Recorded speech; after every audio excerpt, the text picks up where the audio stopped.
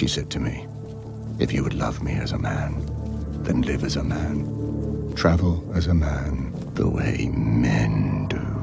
I do this last kindness in her name. She who loved you humans and cared for your ills. Pack and go, and do not look back. Oi, listen up, Death. You fucking prick, you. I'm gonna fuck you, and then I'm gonna fuck your mother, and then I'm gonna fuck your sister and your wife. You fucking fuck you. Die. Wait, hang on, let me say it again for the people in the back. I don't think they quite heard me. Hey, Sypha! What? I'm gonna fuck this guy! I cannot hear you. I said I'm gonna fucking fuck this guy! Fuck! Do you hear what the fuck he's saying? No, I fucking don't. What happened here? Oh. Damn. We might need to just kill this guy. Following the publication of the site SoManyOfUs.com, Warren Ellis, the original head writer behind seasons 1 through 3 of Netflix's Castlevania, stepped down from the project after over 60 women and non-binary people came forward about his sexual misconduct. It's a can of worms I don't really want to get into, not only because this video is more about the quality of the show itself, but because it's a serious topic that requires a much less goofy YouTuber to cover it.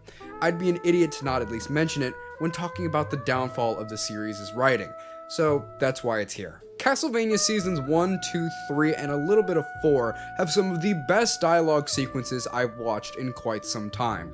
The characters all feel so real and palpable. Their motivations are sound, their flaws make you empathize with them. Not a single word goes by without a reason as to why it was spoken. Warren Ellis, for as much as he couldn't keep it in his pants, wrote a good show, with some great characters deserving of a proper resolution. The problem is, when he departed from the production, he left behind a crew that scrambled to mimic his style in the final hour of the show's run, ultimately leading to one of the worst endings to a show I've ever seen. And yes, I'm talking about the first Castlevania series, not the one written by Adi Shankar. Adi Shankar is a name you're probably expecting me to bring up in this video at least once, so let's just get it out of the way. To be honest, I don't care about him. Yes, he was a prominent writer throughout the series and took the lead during the latter half of season 4, but I sincerely doubt that all of this is his fault. You can blame the DMC anime and Nocturne on him all you want though, go for it. The fact of the matter is, Adi Shankar and the rest of the writers were on board a crashing plane and failed to land it. In this video, I'll explain why. Welcome to Dity Minis, a show where I talk about pieces of media I find kind of interesting. I recently just finished the first Netflix Castlevania anime, and I felt extremely disappointed by it. So, I'll be talking about everything I hated about it in detail. Before we move on though, just one last thing. I haven't played a whole lot of Castlevania.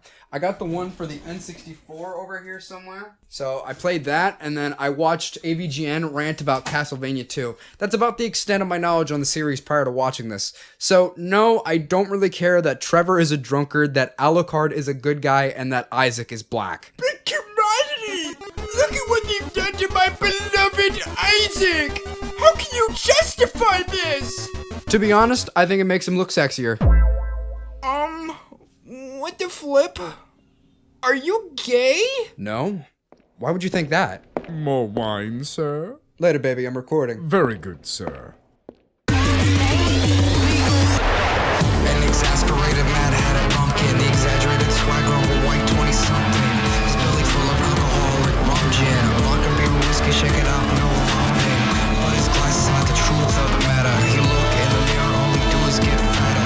Attracted to his money like cheese to a cracker, making shit videos, cause it's only manufacturers.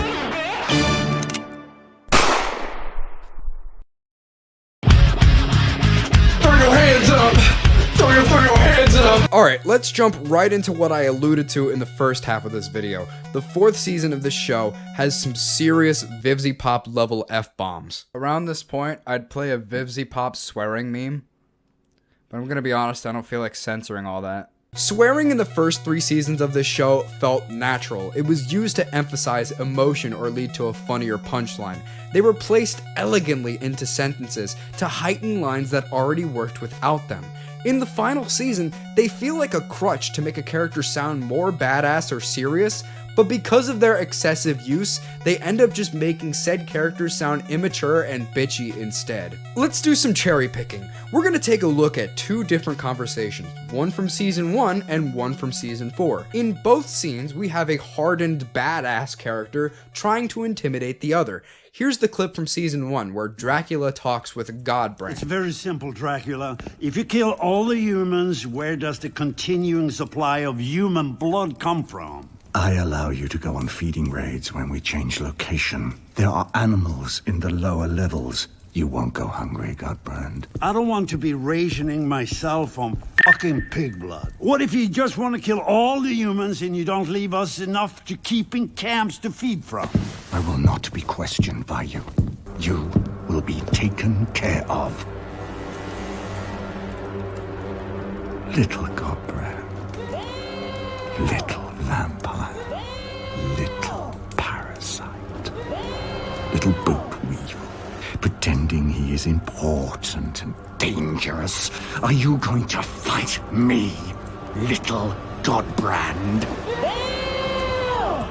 Notice how Dracula doesn't need to drop a fuck to make himself sound more scary? That's because the dialogue is well written enough that he doesn't need to. Next, I'm going to play you a clip of a character named Ratko trying to intimidate Varney. Watch what happens when a character doesn't have well-written dialogue and an aura like Dracula's. Be happy I even remember you're here.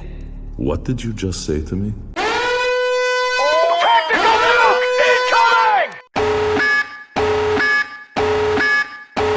Fuck you to hell, Varney. I am entirely fucking finished with propping up your delusional bullshit just to get things done. What? I am a soldier.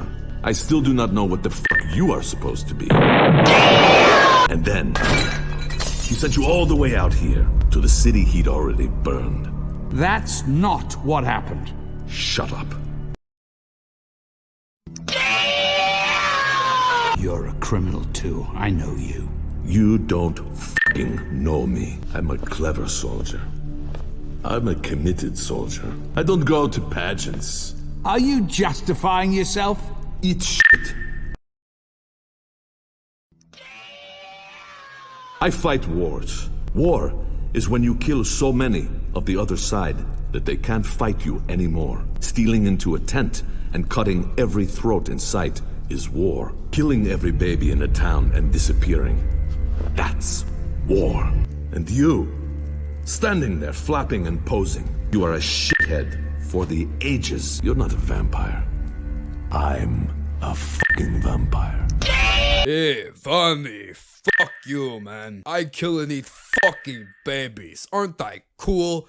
Aren't I a cool Russian badass fucking vampire? Oh, look at my huge fucking cock. Oh. This is a consistent issue in season 4. This scene in particular, however, was just the most memorable to me.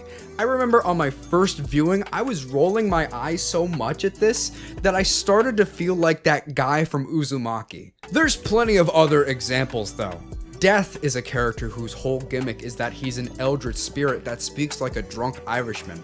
At first, I found him saying this, Don't you think that's weirdly fucked up? kind of endearing, but he just kept talking like that over and over and over. And this is basically the final boss of this story. This is the guy they want you to think is more intimidating than Carmilla and Dracula. Speaking of death though, chocolate starfish! Oh my god. What a dropped ball Trevor's final speech was. Was the animation fantastic? Absolutely, they knocked it out of the park. The only thing that was consistently good throughout this series is the music, the animation, and the voice acting, so that shouldn't be a surprise. I'm talking specifically about the speech Trevor gave just prior to the fight.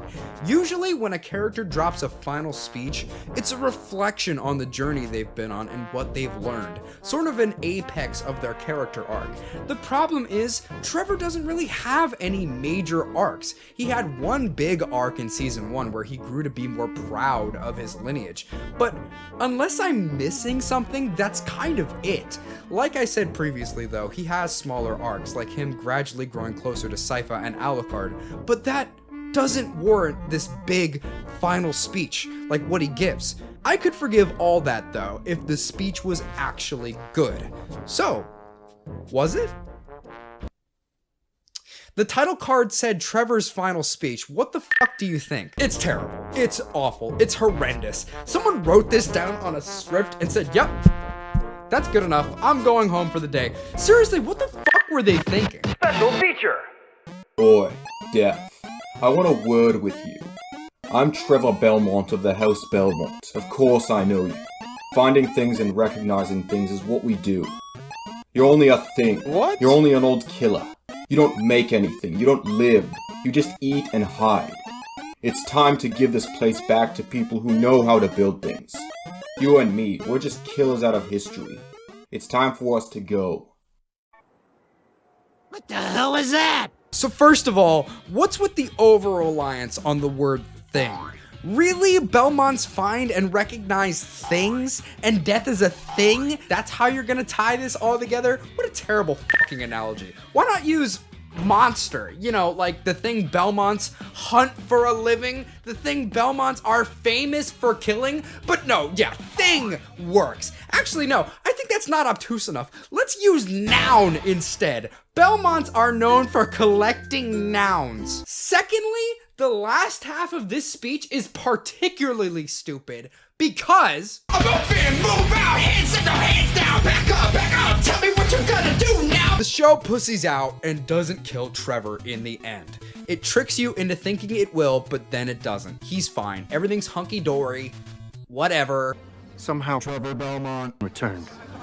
This is the textbook definition of a fake-out death. If the show ended with Trevor dead and Sypha pregnant, I would have been okay with that, because Trevor at least got the ending he deserved. He would have fully embraced his Belmont lineage, saving the woman he loved from a terrifying monster and leaving an heir in his place. Sure, it would have been bittersweet, but the world of Castlevania isn't exactly one where happy endings are common. All that build-up for a somewhat decent send-off, only for him to bullshit his way out of it and immediately start cracking jokes. You know what scared me the most? That you might end up calling the kid Trevor.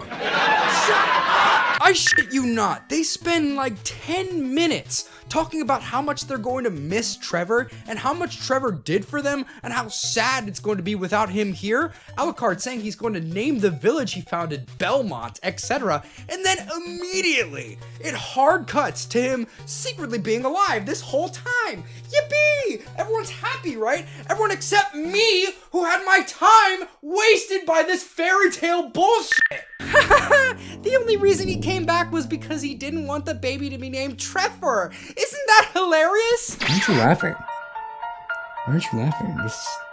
This is hilarious. Either kill him off or cut the theatrics. You can't have your cake and eat it too. Either Trevor should have won with no fake out or he should have fucking died. You can't just have him come back from the dead like that. I mean, that's ridiculous. Surely there's not more examples of characters coming back from the dead in the final season with no repercussions, right?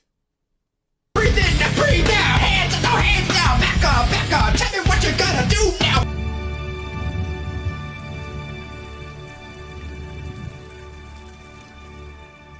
Go fuck yourself. Genuinely, this was the moment I knew I had to make this video.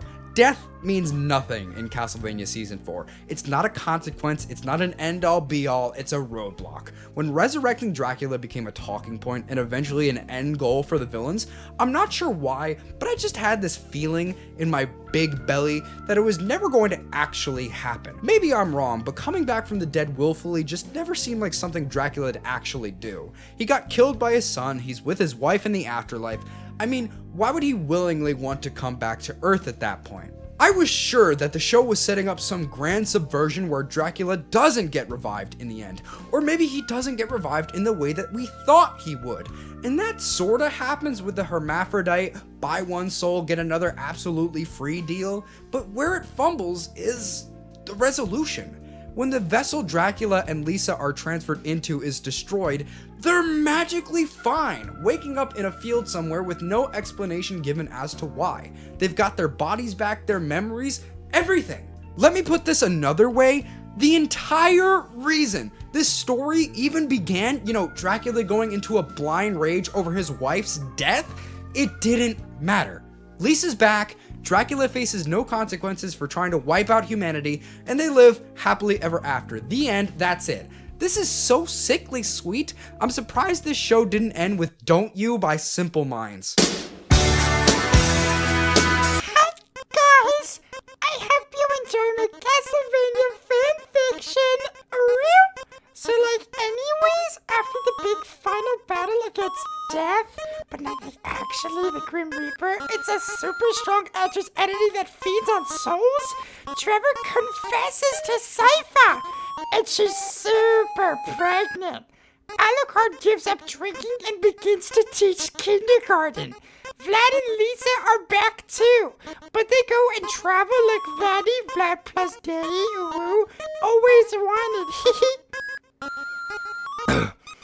Oh, and Hector plus Lenore break up. She doesn't deserve him, TBH. She kills herself and there's lots of sparkles like in Twilight. And Hector gets super upset, but it's chill. And I don't care about Isaac because he's black, so he doesn't get an ending. Thank you for reading. Keep rolling, rolling, rolling, rolling. Keep rolling, rolling, rolling, rolling. I always found Hector a fascinating and underrated character. He's very clearly meant to be an allegory for male victims of sexual abuse. He constantly talks of pets and nature, only for him to be treated as an animal himself by Dracula, Carmilla, and most egregiously of all, Lenore. Nasty bitch. I quite enjoyed how their relationship was portrayed up until season 4. It was realistically abusive, with moments of Lenore love bombing Hector just before tricking him and abusing him more. The conclusion of their story, on the other hand, was messy. For about half of his total time on screen, Hector is basically kept within captivity. Either he's in a cage, he's roaming about on a leash, or he's coasting on the implication that one funny move can lead to him dying swiftly or worse. Most of this detainment is overseen by Lenore, and she develops what could be described as feelings for him, which ultimately culminates in this abusive relationship. In spite of this, the moment Lenore gets captured, suddenly the show paints her as some sort of tragic heroine that didn't deserve any of this. She leaves Hector, babbling on about how she refuses to be kept in a cage as she wanders off and kills herself. Meanwhile, Hector is left behind, never having truly broken free from her grasp, saying how he plans on writing a book about her and her beauty. Dude, if this were a better written show, maybe I could have seen this storyline being painted as an unfortunate but realistic portrayal of male domestic abuse, where no real sides are taken, but the show very clearly wants you to feel sympathy towards Lenore in this moment. And you know what? Quite frankly, I don't. She practically rapes Hector on multiple occasions, viewing him as nothing more than a pet. She goes as far as to say she only keeps Hector around because he makes undead and he has good dick game. She absolutely shouldn't be getting this girl boss ending with the dramatic music and the cheesy one-liner right before her death. It isn't at all earned. But you know what? Maybe I'm wrong. I mean, Lenore is a complicated character. I'm sure she has her fans. Let's do something just for kicks and giggles here though, okay? Just stick with me on this. What if she was a fat, greasy, bald white guy? Would she really have any fans left after that? The answer's obviously no. Look, Lenore had a good backstory with compelling motivations, and I can even see some people in the audience sympathizing with her, but that doesn't change what she did. She's an antagonist for a reason. She didn't deserve the ending that she got. Maybe she didn't need to get put in a cage for the rest of her life, but I would have vastly preferred a more satisfying or cathartic ending for her. She is hot though. Easy, white chocolate. I wouldn't want you to melt. rolling, rolling, rolling, rolling. Keep rolling, rolling, rolling, rolling. Dude, Saint Germain's mic is like really fucked up in one of these episodes, okay? Dude, listen to this. Why are you cowering in a latrine hut in Wallachia? Is this a latrine? I just thought someone had gotten very scared. I'm traveling, sir. Interesting times in Wallachia. Yeah, yo, y'all be loving this shit right here. LIMP Skit is right here. I don't believe we've ever met. Oh, we have. You know me. We're old friends now. Your death. Alright, this was kinda cool. I'm a sucker for joke characters suddenly becoming threats, and Varney becoming what's essentially Castlevania's version of Aku was kinda charming to me in a weird way. You know what I wish though? I wish they did it earlier. Let us actually get to know Death properly, and not the mask he puts up to disguise himself. I know there was that thing with the alchemist in Saint Germain, but even then, that was ultimately just him playing a character anyways. If this is the last big fight of the series, I would have preferred us getting to know the man behind the mask even just a little prior to Trevor's big fight with him. Think about how much more weight there was behind the big Dracula fight at the end of season 2. 2 whole seasons worth of us watching alongside both the heroes and the villains, only for the climactic battle to serve as a satisfactory conclusion for both sides. Seeing people die on both the good and bad sides of this war on humanity hits because we spend time with them. But I don't give a fuck about Varney. Even if I did though, it's just a character. Sure, we spent time with Death, but it wasn't really Death. All we know about him is that he's a good actor, he feeds on souls, and he swears a lot. In the final hour, they did the show equivalent of a secret final boss. Death as a character doesn't really work for a Trevor one-on-one anyway. They barely even know each other. Think about all the greatest final battles in media history. Anakin versus Obi-Wan, the Avengers versus Thanos, versus the Survey Corps. They all have one thing in common. There's beef there. The drama, the pathos. Then you've got Death and Trevor who are kind of just like, oh, I guess logically we should fight now, huh? Can you touch my thing? What?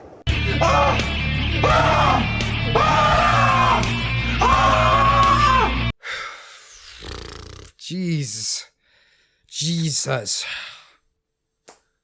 Look what they done to my boy, man. Alright, so firstly, I haven't watched Nocturne, just putting that out there. Maybe some of the stuff that I bring up in this section gets addressed in that show, because I know he shows up at one point. I don't know, I'm judging this as a standalone series like I should be doing though, and by that metric, Alucard's arc sucks ass. They were building towards a lot with Alucard's character. He starts off as a maulding, dramatic prep that wants nothing more than to stop his father's reign of terror. When he completes his mission, isolation drives him mad, and he begins to view the world differently. He starts thinking more like Trevor did at the start of the series. He becomes a drunk, talking to himself, alone in the Belmont Hold and the remains of his father's castle. That is, until he attempts to break out of the cycle and help 2 twins take over. Oh my god!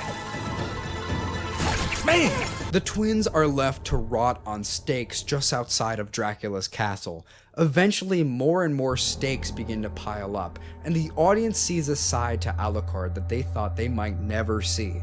Alucard beginning to act like his father. So, what becomes of this?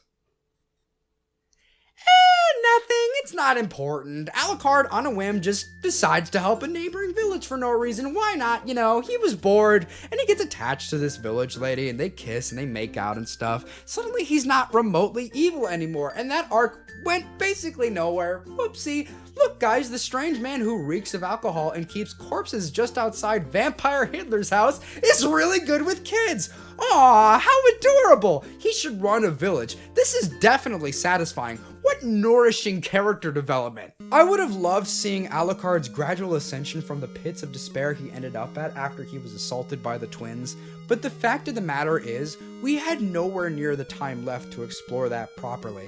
Maybe he could have spent the rest of season 4 healing steadily instead of basically doing it all in the first couple of episodes. I don't know. I feel like no matter what, this sort of boomerang character development was always sort of doomed to feel rushed, just because of how many episodes were left. Still, it's jarring and a complete waste of potential.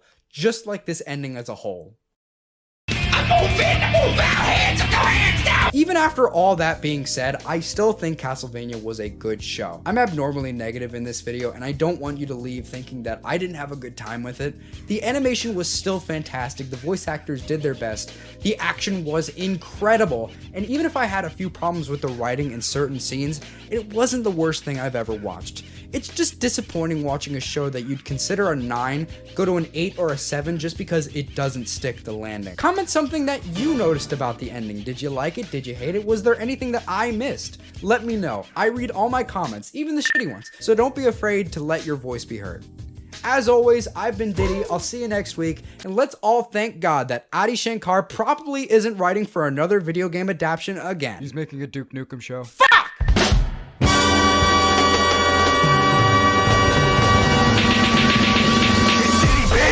And you know we run the city, bitch! How much I gotta pay for a titty pic? Now that that's finally done with, where were we? Always remember, if it ain't snowing, I ain't going. Got motherfucking damn commodity, guess what? Chester Stone finna get a crib soon, dude. Hi, God Chester Stone. Can you say subscribe and I got a to girlfriend named Stella. Look. Why aren't you saying it? I'm paying you to say subscribe to Commodity.